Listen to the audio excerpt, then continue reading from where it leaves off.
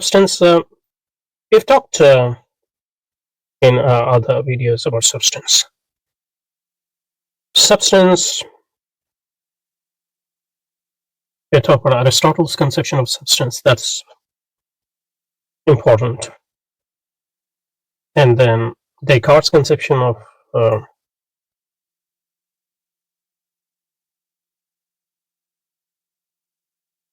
substance. And the third one is Locke's.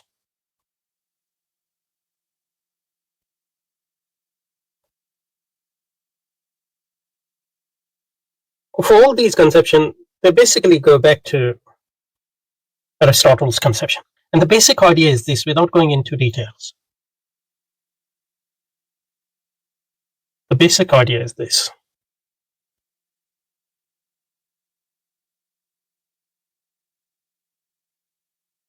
Generally speaking, there are two types of things.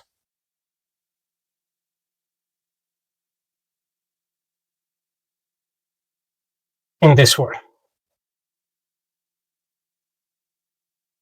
The type of things, obviously, it is always relative in a sense, but other things being equal.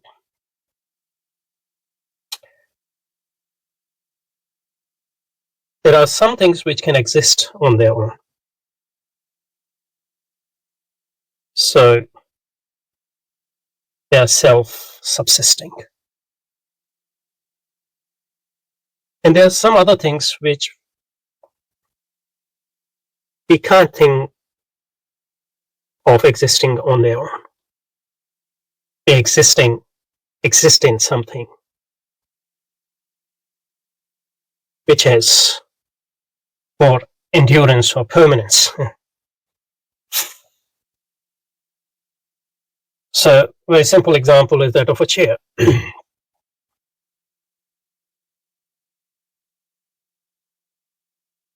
Chair is, in Aristotelian term, a primary substance, in the sense that it can exist on its own.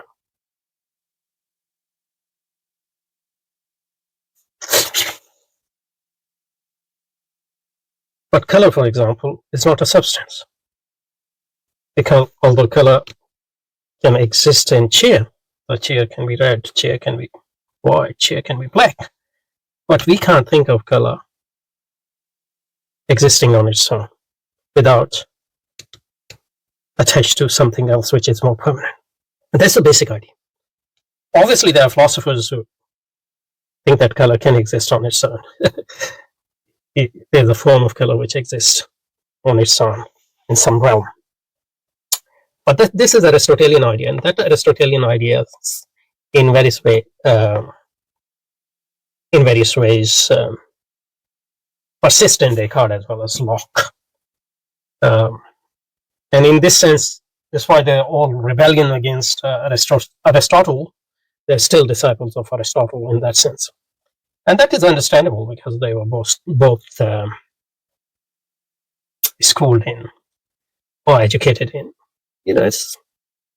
or in a tradition which generally belonged to in which Aristotle was a very prominent, if not the central figure.